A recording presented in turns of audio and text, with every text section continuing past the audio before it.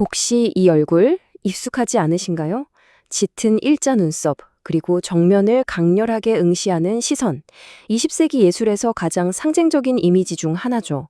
오늘 우리는 이 아이콘 너머의 한 인간, 프리다 칼로의 고통과 열정으로 가득했던 그 현실 속으로 한번 들어가 보려고 합니다. 자, 이 그림부터 한번 시작해 볼까요? 두 명의 프리다. 왜 하필 두 명의 자신이 나란히 앉아 있을까요? 한 명은 심장이 찢겨서 피를 흘리고 있고 다른 한 명은 온전한 심장을 가지고 있죠. 이 이미지는 그냥 자화상이 아니에요. 그녀가 겪었던 사랑과 상실, 그리고 내면의 분열을 아주 강렬하게 보여주는 작품입니다. 과연 어떤 이야기가 숨어 있을까요? 이 말 정말 유명하죠? 오늘 우리가 파헤쳐 볼 핵심이 바로 이 문장 안에 있습니다. 그렇다면 그녀가 말한 자신의 현실이라는 건 대체 뭐였을까요? 좋습니다. 그럼 지금부터 그 현실을 만든 첫 번째 조각, 바로 저 강렬한 눈썹 뒤에 가려진 그녀의 삶을 함께 따라가 보겠습니다. 마그달레나 카르멘 프리다 칼로, 이 칼데론, 이름이 참 길죠. 그녀에게 캔버스는 그냥 그림 그리는 공간이 아니었어요. 자신의 가장 깊은 고통, 가장 뜨거운 사랑, 그리고 멕시코인이라는 자부심을 폭발시키는 하나의 무대였죠. 그녀의 붓은 현실을 그대로 베껴 그리는 도구였습니다.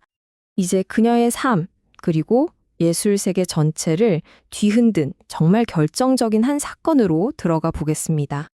때는 그녀가 18살 때였어요. 타고 가던 버스가 전차와 그대로 충돌합니다. 그리고 그 순간 쇠로 된 난간이 그녀의 몸을 관통해버리는 끔찍한 사고가 일어나죠. 이건 단순한 부상이 아니었어요.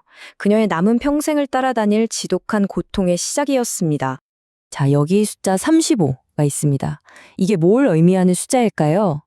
네, 바로 그녀가 평생 받아야 했던 수술 횟수입니다. 어쩌면 그녀는 캔버스 앞보다 수술대 위에서 더 많은 시간을 보냈을지도 몰라요. 35번의 수술. 이 추상적인 숫자가 주는 고통에 잘 와닿지 않으신다면 이 그림을 보시면 됩니다. 상처 입은 사슴이죠. 온몸에 화살이 박힌 사슴의 얼굴에 자신의 얼굴을 그려 넣었어요. 그녀는요, 자신의 상처를 감추지 않았어요.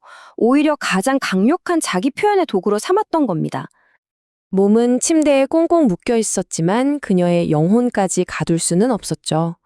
그림은 그녀에게 유일한 탈출구였습니다. 아버지가 침대 천장에 커다란 거울을 달아주자 그녀는 세상에서 가장 잘하는, 어쩌면 유일하게 마주할 수 있었던 주제, 바로 자기 자신을 그리기 시작한 겁니다. 이건 생존을 위한 몸부림이었어요. 자, 이제 그녀의 삶에서 빼놓을 수 없는 또 한 사람을 만나볼 시간입니다. 바로 동료 예술가이자 그녀의 남편, 디에고 리베라와의 격정적이고 폭풍 같았던 사랑 이야기입니다. 사람들은 이 커플을 코끼리와 비둘기라고 불렀대요. 정말 딱 맞는 비유 같지 않나요? 거구의 세계적인 벽화가 디에고 리베라와 작고 여린 신의 화가 프리다. 21살이라는 나이 차이도 엄청났죠. 이 만남은 처음부터 평범할 수가 없었습니다. 이 두 그림을 나란히 놓고 보면 이들의 관계가 어땠는지 정말 극명하게 드러납니다.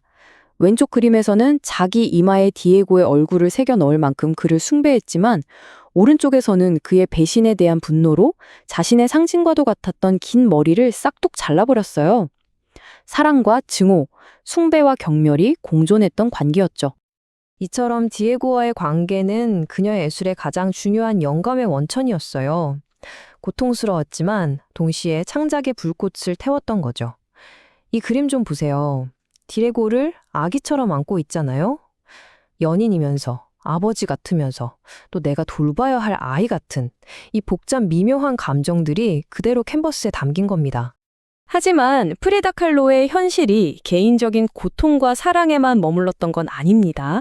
그녀의 정체성을 단단하게 지탱해준 또 하나의 기둥이 있었죠. 바로 그녀의 뿌리, 멕시코입니다. 그 당시에 다들 유럽 스타일을 따라하기에 바빴는데 프리다는 정반대의 길을 갔어요. 아주 의식적으로요.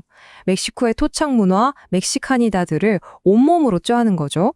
이건 그냥 예쁜 옷을 입는 게 아니라 나는 유럽의 기준에 나를 맞추지 않겠다. 나는 멕시코인이다. 라는 하나의 선언이었습니다. 그래서 그녀는 멕시코의 땅이 키워낸 것들을 그림에 담기 시작했어요. 이 그림 속 용과처럼 말이죠. 조국의 생명력, 그 자체를요. 보통 정물화라고 하면 멈춰있는 사물을 그리잖아요? 근데 프리다의 정물화는 달라요. 전혀 정지해 있지 않아요. 활짝 갈라진 과일 속은 생명과 풍요, 또 동시에 죽음의 이미지를 담고 있는 말 그대로 살아 숨쉬는 우주였습니다. 그녀의 자화상에는 멕시코 신화에 등장하는 동물들도 자주 나와요. 특히 원숭이나 사슴 같은 동물들이요. 이 동물들은 그냥 배경이 아니에요. 그녀를 지켜주는 존재이자 어쩌면 그녀 자신의 또 다른 모습이었을지도 모릅니다. 이걸 한번 보세요. 그녀가 어떤 사람이었는지 한눈에 보이죠. 화려한 전통 의상, 그리고 트레이드마크가 된 일자 눈썹과 콧수염. 정치적으로는 열렬한 공산주의자였고 무엇보다도 누구에게도 기대지 않는 아주 독립적인 여성이었습니다. 자, 이제 그녀 이야기의 마지막 장으로 넘어가 보겠습니다. 육체의 고통은 끝났지만 그녀의 예술은 어떻게 시간을 넘어 우리 곁에 남게 되었을까요? 이 그림은 그녀가 세상을 떠나기 불과 며칠 전에 완성한 마지막 작품으로 알려져 있어요. 그런데 그림에 뭐라고 쓰여 있는지 보세요. 비바 라비다, 인생 만세.